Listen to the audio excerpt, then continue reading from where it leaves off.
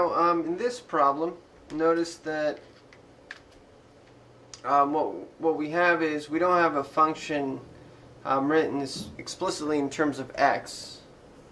So this is a job for implicit differentiation. So remember, the idea is that you get the derivative of both sides with respect to x.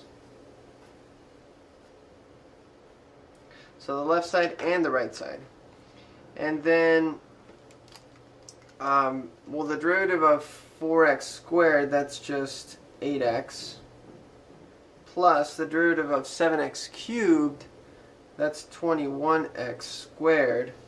Now, when I do y, though, remember that y is a function of x. So here, when I get the derivative of negative 12y squared, I use the power rule again. So I bring the 2 down, negative 24y, but then I have to multiply by the chain rule. I have to multiply by the derivative of y with respect to x. Or, for short, I'm just going to write y prime. Okay. Now, if you want a more complete explanation of that, remember I go through it in the implicit differentiation videos. This is just a recap.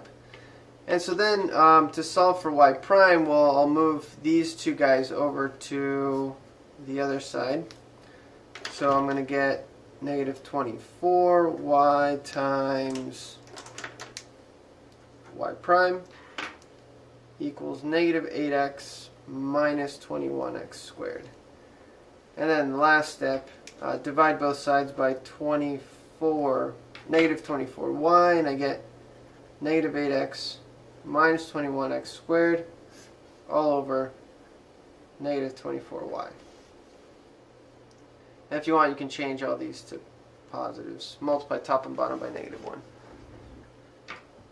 And that's it. Now this problem, it looks like it's written explicitly in terms of y, but in reality, notice that there's a y inside of the other side. So there's a y on both sides. So I have to use implicit differentiation now. Well, remember what I do is I get the derivative of both sides with respect to x.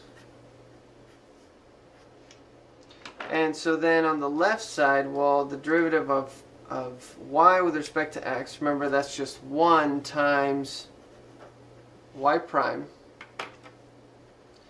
And this is equal to the derivative of natural log of this guy. Well, that's going to be 1 over, derivative of natural log is 1 over whatever we have inside, so e to the x plus cosine y. And by the chain rule, I have to multiply by the derivative of the inside. Well, the derivative of the inside is e to the x, and then the derivative of cosine is negative sine. And I have to keep the inside alone, but then I have to multiply by the derivative of the inside, which is y prime. Okay, now it becomes a algebra problem. So what I'm going to do is, this guy, I can break it up into two. So here what I'm going to have is e to the x over e to the x plus cosine of y minus sine of y times y prime over e to the x plus cosine of y. So I'm just breaking it up into two fractions so that I can bring this this term with the y prime over to the left. So what I'm going to have is y prime plus y prime times sine of y over e to the x plus cosine of y is equal to e to the x over e to the x plus cosine of y.